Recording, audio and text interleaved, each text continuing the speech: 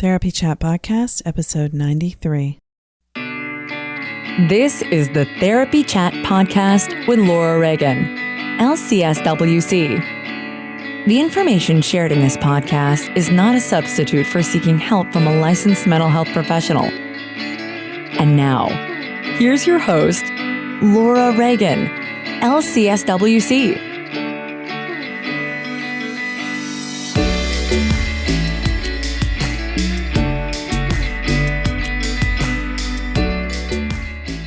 Hi, welcome back to Therapy Chat. I'm your host, Laura Reagan, and today I want to talk to you about some of the things that have been coming up in previous episodes, and I haven't really had the time to kind of summarize and synthesize them for you.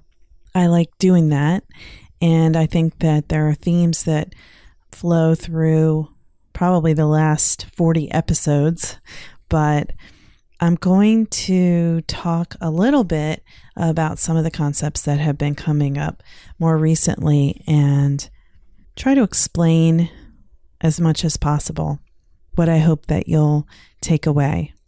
This morning, my friend Nicole Burgess, who is the host of Launching Your Daughter podcast, had a great quote on her Facebook page. It really spoke to me. It was a quote from Carl Rogers. Those of you who are therapists know he's a great figure in the client-centered therapy movement. The quote was, "Am I living in a way that is deeply satisfying to me and which truly expresses me?" It's such a simple quote, yet how many of us really are living right now in a way that feels deeply satisfying and feels as if our true self is being expressed? I know I hear from a lot of people that they feel like they're just kind of going through the motions, getting through each day, go to work, come home, busy. And I just wanted to kind of try to tap into that concept of feeling as if you are living in a way that is deeply satisfying and truly expresses who you are. It's something that I've talked about a lot, that concept of your authentic self, or in my therapy practice, my little tagline is connect with your true self. And I don't know how much people really pay attention to that or think about what it means, but what it means to me is two things. Connecting with your true self refers to, for me, both getting connected within to your true self, your inner wisdom, your highest self, whatever you want to call it, your soul connection. So connecting with your true self is connecting within yourself to your truest self. Not the part of you that may worry about things or try to control everything, but the part of you that is just really knows that you are okay just how you are. And then the other part of what connect with your true self means to me is in our connections with other people, that we are connecting with them from our truest selves, not from a place of perfectionism, people-pleasing, hoping that they don't figure out who you really are because they may not like you then, trying to be what other people want you to be or what you think they want you to be. Like, who am I? How do I show up in this situation? Am I the same when I'm with all of my friends and in all of the roles I play in my life, in my work life, in my personal life, as a parent, as a child, a family member? Do I show up the same way in all of those different roles I play? It's something to really think about. So many people who come to me for therapy come because they don't feel like they have deep, meaningful connections in their lives. And connecting with your true self means you get to know who you are, what you want, what you like and dislike, how you feel, what your boundaries are. Sometimes we may have never even thought about that. Maybe we didn't get the chance to when we were growing up. and we just kind of put on a costume and play a role that we were told maybe by our parents, or we somehow figured out in young adulthood that this is the best way to get through life and avoid pain. But after a while, when you've been doing that, it just feels like you're playing a role and you're not yourself. And I hear so many people who are in their 40s and 50s saying, I don't even know who I am, but I'd like to find out. So making that true connection within yourself so you can connect authentically with other people as you are, knowing that you can show up and be seen for who you are without having to change who you are to be liked. Because chances are people will like you for who you are if you show them. Am I living in a way that is deeply satisfying to me and which truly expresses me? That quote just really resonated. So thanks. Shout out to Nicole Burgess of Launching Your Daughter podcast for putting that in my awareness this morning. So for this episode, what I want to do is talk a bit about what a soul connection is, what it feels like, and how you know when you have it, how you can connect with your inner wisdom. I'm going to talk about it a bit, and I'm going to use some clips from some of my past therapy chat episodes to maybe illustrate the point better than I can myself today. And then I'm going to give you some resources that you can use to practice getting connected with your own inner wisdom.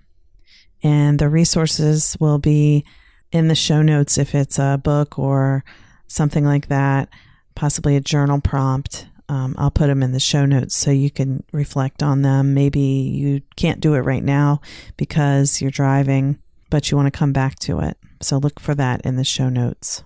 And I'm also going to tell you about how you can join me and Charlotte Heiler-Easley in Central Maryland at the end of August for a retreat using concepts of the Daring Way, which is based on Brené Brown's work on vulnerability and authenticity, and equine-assisted psychotherapy, working with horses to get connected within yourself.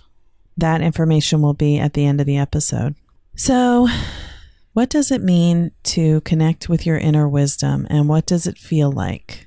It's truly a visceral experience and extremely hard to put into words.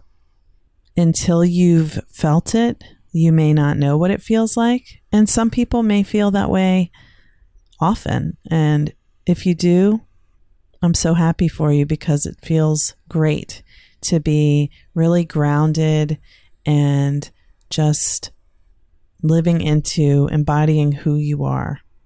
But for the rest of us, the first time I experienced that feeling was, the first time I can name experiencing that feeling. I'm sure there were other times where I felt it, had a glimpse, but I didn't know what to call it.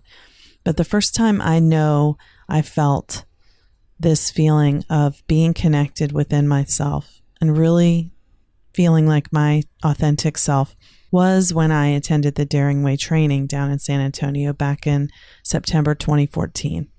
I felt connected. I could see the ways that I was trying to perform, please, and perfect, as Brené Brown says, to be liked. And I was able to observe myself from a very grounded place and see that when I would participate in a group, I felt like I didn't belong. I felt like the other people wouldn't like me, or I didn't like them, and I felt like they were not like me, wouldn't understand me, that I was different. And whether it's I'm better than them or they're better than me, when you are judging other people, you're not grounded. You're not in your truest self, because your truest self would be open and accepting, curious, and willing to let go of trying to control the situation and just be in the moment.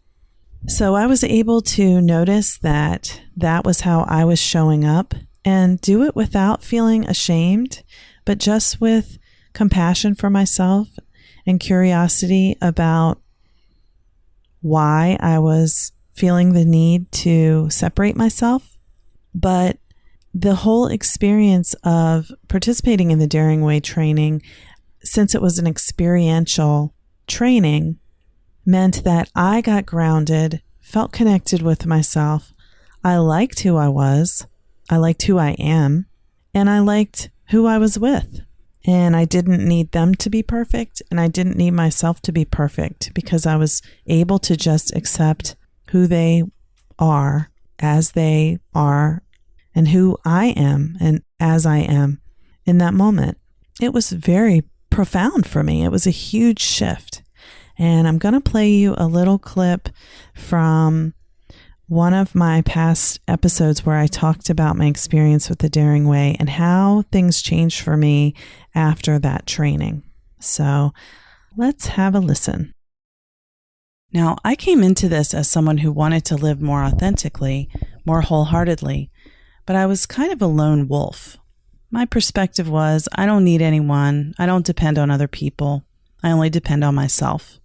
In my story, other people can't be trusted to meet my needs, so I make sure to rely only on me. But I sure do love taking care of other people. I would much rather focus on that than on what I need. I was going around trying to tell myself that I don't have needs so I could focus on what my children, my partner, my friends, and my clients need. But it's impossible to keep giving from that depleted place when my own needs are being ignored. And I wonder if this resonates with any of you, because I think this is a common experience for a lot of helping professionals. So I was feeling sort of this soul wound. And when I read Brené Brown's work, everything she said about authenticity really resonated with me. Something was out of alignment for my soul, and I needed to get it connected again. And if someone had said that to me at that time, I might have thought it was really strange. In my body, I get it. So it was getting my head and my body connected. In the training, our group of 11 people was able to deeply connect with each person's shared humanity. I don't know each of the group members' stories. I don't know their lives. But it's okay, because I've seen that each person there was worthy of love and belonging, and I am too. That part of me, which was really questioning whether I was truly worthy of love and belonging, was supported and nurtured in this 3-day group intensive. And there were tangible shifts for me which occurred during the group, and more shifts which have occurred as a result of my participation in the experience of the Daring Way training. It gave me a language to use with the other group participants for our shared experiences. There were some measurable differences I can tell you about that happened as a result of my experience participating in the Daring Way. People who know me, especially before the past 2 years, know that I was a huge fan of celebrity gossip for at least 10 years. I really prided myself on keeping up with the celebrity gossip, thinking of it as a guilty pleasure. But really, for me, it was a way to numb myself when I felt anxious, which was quite often. Those of you who do trauma work can probably understand what I'm talking about. It was a way to escape, but what it did was showed me the lives of beautiful people who are rich, famous, and thin, and by reading about their problems, I somehow felt an escape. I would get caught up in their drama, and at the same time I was comparing myself unfavorably to these celebrities I would see on my Us magazine app. It wasn't anything I felt needed to change in my life, but after the training, I just didn't want to know about celebrity gossip anymore, and I deleted the app from my phone. I didn't miss it. I didn't think about it. And it was something that I probably checked 5 times a day whenever I felt anxious, to find out, who's doing what and what someone wore to what event and who's getting divorced. And it seems silly now, but I think that was an important shift that came to me from the training, because it was somehow feeding into my own feelings of unworthiness. And when I was finished with the training, that wasn't there. I still don't read celebrity gossip now. I just literally have no desire to know about it. Even if I'm sitting somewhere bored and there's an Us magazine sitting there, I'm not interested in picking it up. There was another habit I had that I used in the same way as a way to numb my feelings. I would basically binge on 2 things: wintergreen lifesavers and mini peppermint patties. And anybody who knew me when we lived in Virginia is nodding knowingly. Whenever I felt anxious, I would eat them, just one after the other. And even though I knew I was overdoing it, I wasn't in touch with my feelings. I was trying to numb some anxiety that I wasn't really aware I was feeling. So maybe having, especially the wintergreen lifesavers are kind of spicy minty. Having that kind of taste in my mouth is like distracting. So again, after the Daring Way experience, I just didn't want to do that anymore. I didn't have the desire because I was feeling more grounded, more present in my body. I think I was able to regulate my emotions better as a result of the work we did in this group. And that is not something that I came there to work on or that I thought I needed to change. It was just a normal thing for me to overdo it with the peppermint patties or lifesavers, wintergreen lifesavers. And after the training, it was just something I could notice was different about me, because we have an abundant amount of peppermint patties and wintergreen lifesavers out for anyone to have at my office. And I didn't touch them. I didn't have one for probably at least 6 months after the training. And when I did, I just had one, and it was no big deal. I also have more self-compassion. And that's something that I had never even heard of before I went to the Daring Way training, read Daring Greatly. Now it's been almost 2 years since I recorded that episode where I talked about how the Daring Way changed things for me. That was episode number 5. So if you wanted to hear the whole episode, you can go back on therapychatpodcast.com and listen to episode 5. It's been almost 2 years, and I still don't binge on peppermint patties or peppermint lifesavers. No, wintergreen lifesavers. Nor do I read Us magazine at all. I'm not interested in it. I'm not judging you if you do, but for me, I was using it in an unhealthy way, and I don't need that now because I feel more grounded and more regulated. Now, about that feeling of being grounded. Again, that can be a hard thing to explain. So I'll use the example of what's called the window of tolerance. This is a concept that Dan Siegel identified. He's a wonderful psychiatrist and neuroscientist who actually has been on this podcast as well. And if you wanted to listen to that episode, it is number 34 from May 2016. He's a brilliant person. But with the window of tolerance, he talks about how when we are in the window of tolerance, which you can think of, I often say, think of it like a window of opportunity. It's something that, can close. It's a space. The window of tolerance is when you are in the emotional space of being able to think and feel and tolerate your emotions. It doesn't mean that you might not feel upset, but you can tolerate what you feel. So even if you're very angry, you're very sad, you're very scared, you are still able to tolerate these emotions.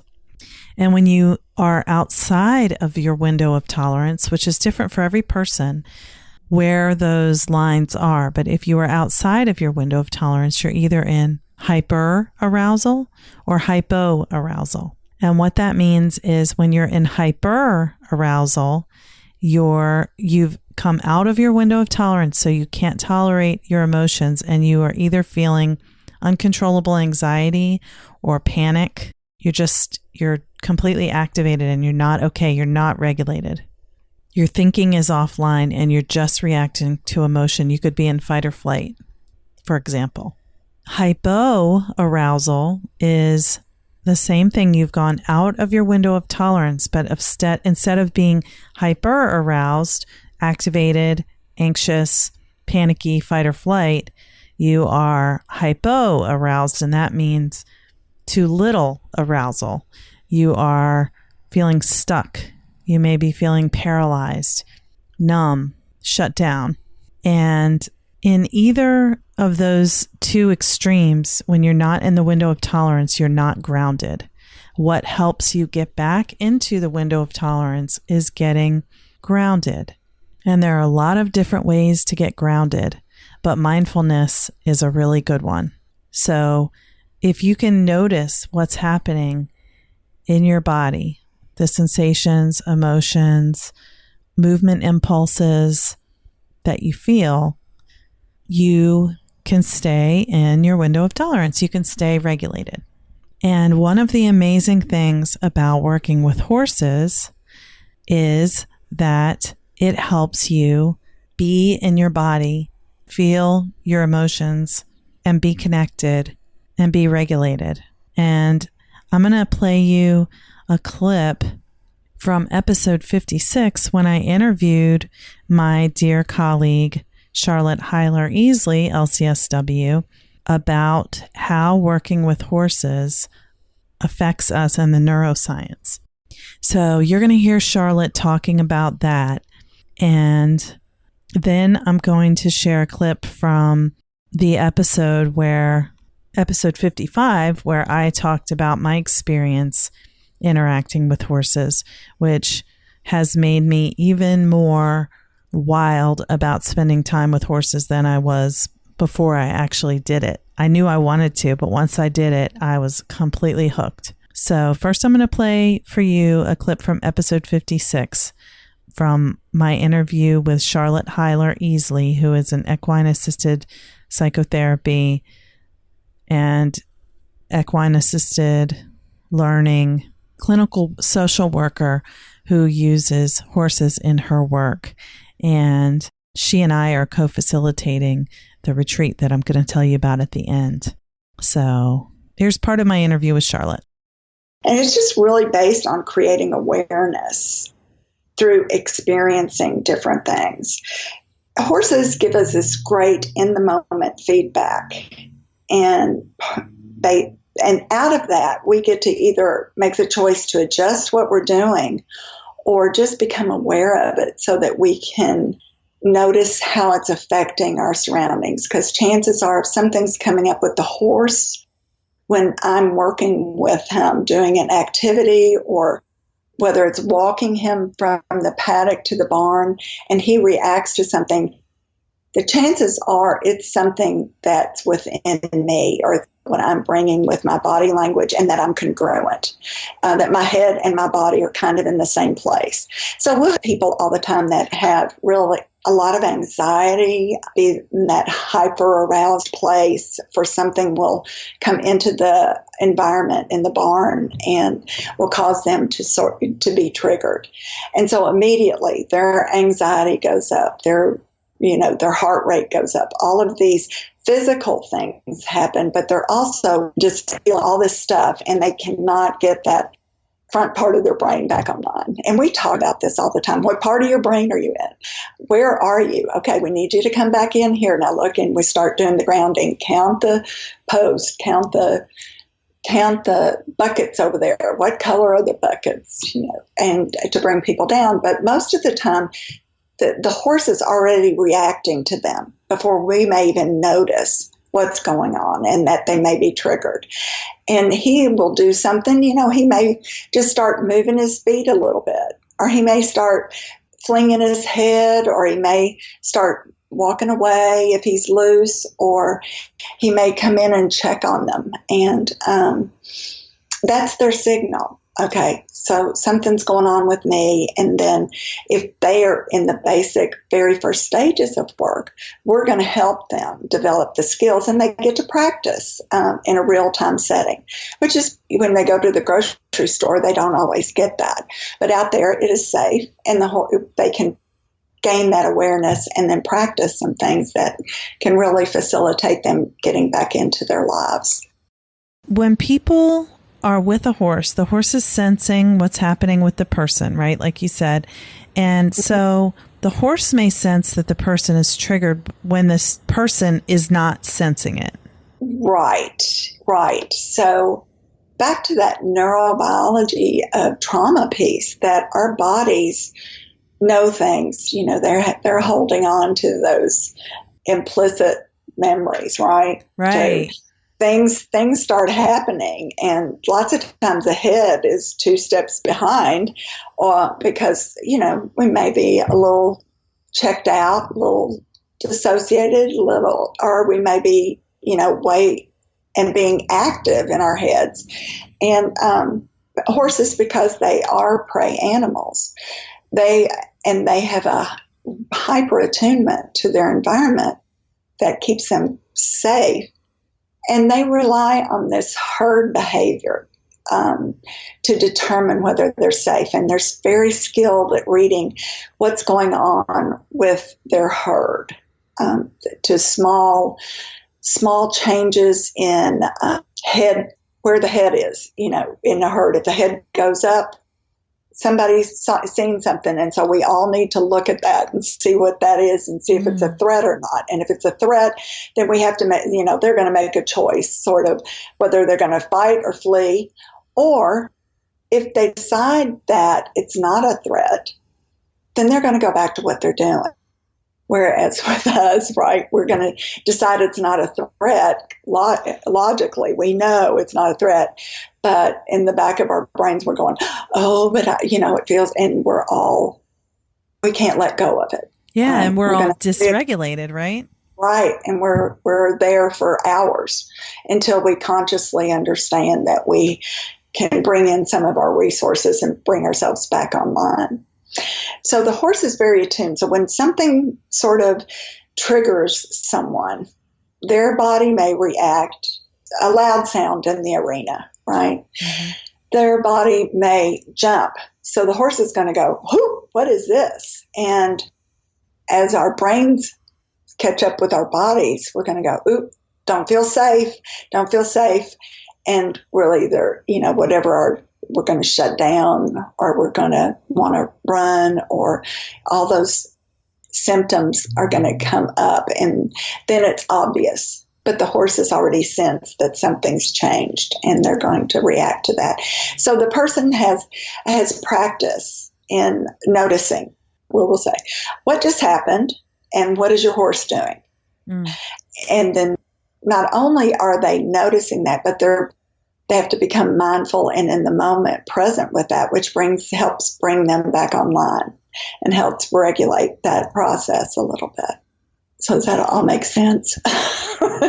Yeah. And I think I have this sense, and I'm not sure if I'm right, because again, I don't really know that much about this, but I've kind of got this sense that if I walk into an arena to work with a horse and I'm filled with anxiety, the mm-hmm. horse is going to sense something's wrong. And then mm-hmm. I have to use my own body to calm my body so that the horse will relax. Is that right? Yes, it is. Now, some horses will walk off. Some horses will come, and we've actually seen some horses walk up to people and put their nose against someone's chest as if to say, are you okay? Of course, that's my my interpretation, but they actually come up and make connection with people, a physical connection with people. And that can be a really powerful experience. So what Charlotte is explaining here is that being in the arena with the horses gives us a chance to be mindful, notice what's happening in our bodies, and practice in a safe space, feeling that. So it's not that the one experience changes all of your relationships going forward, although it could, but it gives you a feeling of what that feels like in your body, what you notice, what it feels like when you feel safe, what your body is doing, what it feels like when you don't feel safe, what your body is doing. Sensing that and having the practice of being grounded is incredible. And once you feel it, you want to feel it again. And once you have felt it, you can go back to it. Once you know what that feels like, then you know when you're not feeling that way. I think it's just really cool and so hard to explain in words because it's a visceral experience. It's nonverbal. If you want to hear the whole episode, just go listen to episode 56, which you can find on my website, therapychatpodcast.com. Now, the next clip is from episode 55, and it's my story about my first time interacting with horses as an adult, which happened last October, I believe. And I talked about it on episode 55. And just for you to understand how poignant this experience was, when I was listening to the clip that I pulled to share with you in today's episode, I remembered everything that I was talking about just as viscerally, and I was almost in tears just remembering how emotional that experience was. It's deeply personal when you have that really deep emotional connection, but I want to share it because I want people to know that you can do this and how helpful it is. I mean, this is the kind of emotional experience that I hope to help clients create in our therapy sessions, but there's something special about interacting with horses. And like I have said multiple times, it's pretty indescribable. So it's my hope that through putting this information together in one place during this episode, it will help you just get a sense of what I'm really talking about. So here is the clip from episode 55, which you can hear the rest of, like all of them, on therapychatpodcast.com. Last Saturday, I had a new experience, and it was a total game changer. I have been saying that I was going to take horseback riding lessons, and I've really only ridden a horse in my life maybe 5 times, all between the ages of 10 to 13. When I was a little girl, I was obsessed with horses. I had horse posters on my wall. I had horses for my Barbie dolls to ride. I had a cowgirl Barbie who rode horses. Many children have that interest. I did grow up in a city, but we had rural areas near enough to us that there was a horse farm where people would go and take lessons, or occasionally there would be birthday parties there. So anytime I ever was on the back of a horse, somebody was holding on to that horse with a lead and walking with it, and I was on top. I wasn't doing anything more than that. But recently, as I've learned more about equine-assisted therapy and the benefits of spending time with horses, which has now more scientific support for its effectiveness, I've decided that I am going to increase the amount of time I spend with horses. Basically, I'm going to stop ignoring the part of myself that says, you want to do this. I'm 44, and definitely there's some fear with it because my body has changed quite a bit since I was 13. There's more of me. I feel more fragile, and I don't want to get hurt, and I don't necessarily have muscle memory for what it's like to sit on a horse and to ride. So it's going to be a brand new experience. But even though my body's changed a lot since I was 13, my heart hasn't changed much, if at all. And this experience really showed me that. So before I tell you more about what happened on Saturday, let me give you some information from EGALA, which is the Equine-Assisted Growth and Learning Association. And you can read about their work at www.egala.org, EAGALA. I'm also going to put that link in the show notes. So I took this information from their website. First of all, how does equine-assisted learning and growth work? Well, horses are bigger and stronger than us. They're powerful creatures, and being around them can feel intimidating, which creates an opportunity to get up close and personal with our own fears. Hint, vulnerability. Like humans, horses are social creatures who live in herds. They have a social hierarchy in terms of how they relate to one another in the herd. Working on how we relate to horses is a way for us humans to work on how we relate to other humans, as well as our relationships with ourselves. Horses know when what we're saying and doing don't match what we're feeling and sensing, even though we might not know. They reflect back to us what we're feeling and sensing, or the incongruence between our feelings, sensations, words, and actions, even or especially when it's outside of our own conscious awareness. I want to spend time with horses, and I want to get to know myself as best I can. So I went to a workshop on learning with horses. I gathered in a barn with a group of 2 other women, the instructor and the horse trainer.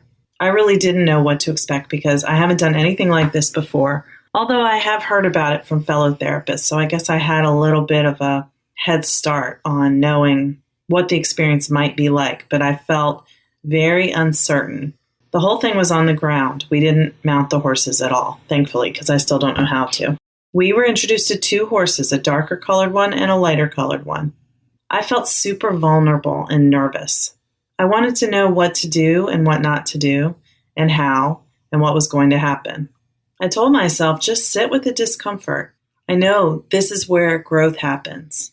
Part of me wanted to relax, be in the moment, let go, and just see what happened. And part of me wanted to know, to check whether or not I was doing it right, if I was okay, to understand and to know why. These parts of myself battled for that entire 2-hour period of the workshop. When we walked up to each horse, I had lots of thoughts. I wondered how to touch the horse, if it was okay to touch him, and whether he would hurt me. I was acutely aware of how large and heavy he was, and that he could kick me, bite me, or step on me if he felt like it. Then I went a little deeper into my emotions instead of just my thoughts. I suspected that he didn't like me. I felt self-conscious about being uncomfortable, and I worried who could tell. I was pretty sure the horse could tell, although he didn't say anything. I felt his soft, velvety coat and tangled mane. I noticed that he was beautiful, and he looked like he had been through some things. I decided maybe he wasn't judging me as harshly as I was judging myself. All that took place in about 2 minutes. Feeling a little softer towards myself, I approached the other horse. One of the other women of the group was standing with the horse, and I felt protective toward her time with him. I held my hand out to him, wondering if he was okay with me petting his nose. I don't know how to be with a horse, so I just did what you would do with a dog. I just let him, sniff my hand. He gently nuzzled my hand. I didn't know if this is what they always do or if he liked my touch. I awkwardly stood there for a few seconds, continuing to let him smell my hand and nuzzle it. Then something surprising happened. He tilted his head towards me and sort of snuggled up to my neck. I don't even know what to call it, but immediately tears sprang to my eyes. I felt seen and understood, probably better understood by the horse than I was understanding myself in that moment.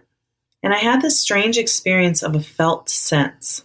When you just know something that is coming from within, your inner wisdom, your soul, your wisest self, whatever you want to call it, it tells you something from within yourself. It's more than just a thought. The felt sense told me, he knows I'm sad. One of the reasons it was so weird is because I hadn't known I was sad until that moment. I felt apologetic toward the other woman standing there because the horse was giving me more attention and because I was fighting back tears, which is pretty uncomfortable anytime, but especially in front of a stranger, and we were very close to each other. At the same time, I felt incredibly grateful to the horse.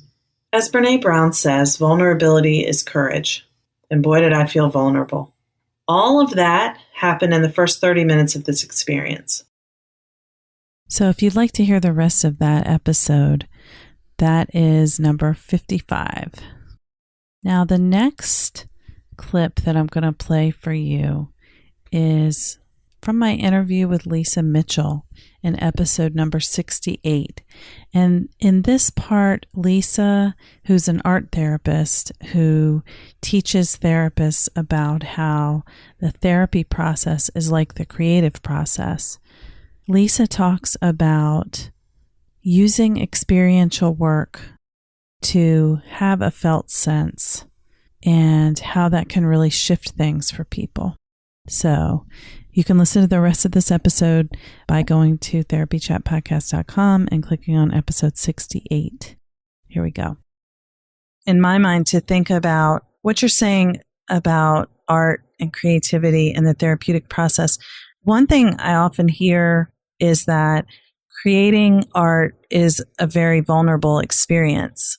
And I know in my training with working with expressive arts, and I'm not an art therapist, but helping trauma survivors process emotion through expressive arts, I learned that experientially, and I noticed in my body something was happening and things would shift that really had very little to do with what actually came out onto the medium that I was using. It was more like the process of making it did something inside me. And I wouldn't have known that if I wasn't learning it that way in that training. Mm-hmm. Yeah, I mean, I think that the research and the literature now really, from what we know about what's effective and how our brains work in a sort of a biological way, an anatomical way, the experiential, any kind of experiential interaction in a therapeutic sense, or in the context of a therapeutic session or relationship, is what we need to create as therapists and experience as clients in order to really unlock the change agent or the transformation that is needed in order for the experiences to shift. And also for those the lovely experiences to be solidified and absorbed in a really life affirming way. That if we just sit around talking about stuff, we're not addressing, like you said, Laura, the bodily experience, the sensory experience, the visual, the tactile experience that really is where all of, the majority, 90% of our interaction with the world comes from. So it is totally important for therapists as well as clients to embrace the experiential aspect of healing. And when we do that, it is vulnerable. One of the main things that is vulnerable is that we take our main coping mechanism or our sense-making, abilities with our cognitive brain offline and invite an expression that is probably not easily explained or understood. Then, we have our art, our poetry, our dance, our movement, our music as a way of really sort of translating the experience.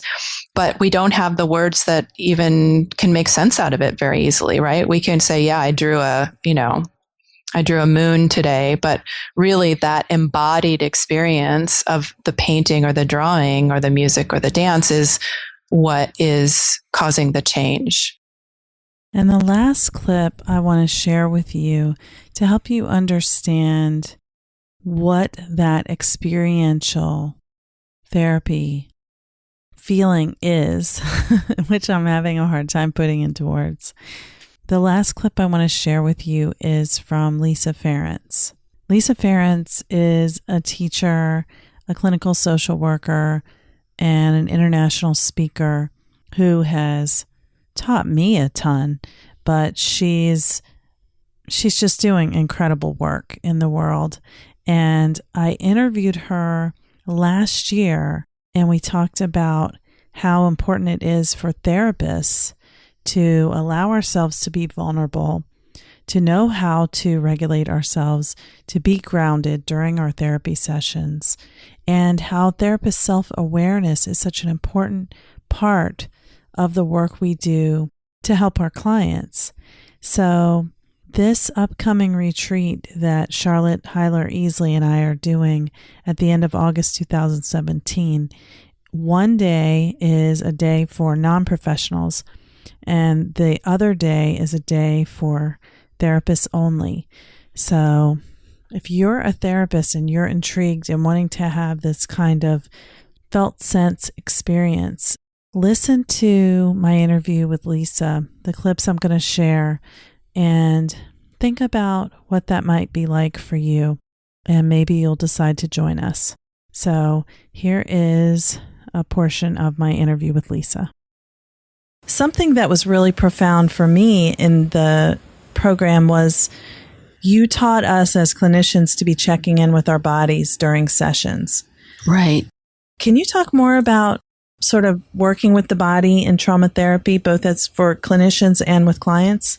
Sure. I think it's such a great question that you're asking, because it really is kind of the newest way that we have to both work with clients, as you suggest, but also to help us as clinicians really be able to be more mindful and more aware and track our own countertransferential experiences. Because no matter how much of a veteran you are in this field, there's no question that there are lots and lots of very emotionally loaded moments that we have with clients. And we're certainly listening at times to very toxic and difficult trauma narratives. And so it's so important that we have what I call a dual awareness, where we're both simultaneously aware of what's happening for our clients and asking them many, many times in the course of a session to pause and to really look within and to notice what they're feeling in that moment on their bodies.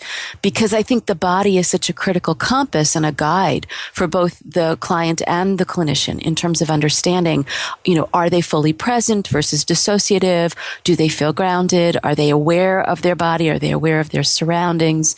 Are they having a body memory, which can often happen when people are talking about trauma, which can then lead to, again, feelings of dissociation, or it can create an exacerbation of anxiety, or just a state of being flooded and overwhelmed.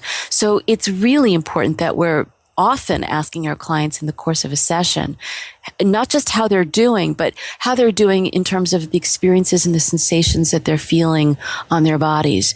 And at the same time, for the clinicians who are doing this really challenging and difficult work, we have to have that second awareness of right now, as I'm listening to this client disclose a very difficult, a very painful, very moving trauma experience, what's happening on my body? Am I grounded? Am I present? Do I have an awareness of my body?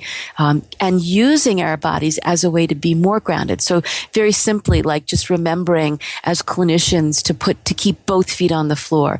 And I tell clients the same thing because, oftentimes in session, if clients begin to get triggered or overwhelmed, they will kind of go into a constricted or a collapsed body posture. They'll often literally go into a kind of fetal position where they'll tuck their legs underneath them. And that's a really important indicator to the clinician that that client is really not fully present anymore. And so having the client pay attention to body sensation really can help keep them present and aware, and it can keep us present and aware. That one of the things I always say in the trauma program is that someone's got to be grounded and present at all times, and it better be the therapist. Yes, right? I love that. Right? Because it's not always the client.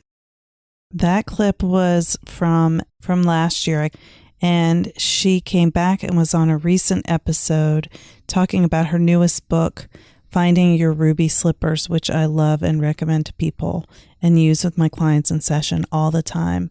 So I definitely recommend that you listen to both episode 26 with Lisa Ferrance and the recent episode with her, which is episode 89 on connecting with your inner wisdom using journaling and connecting to self-compassion.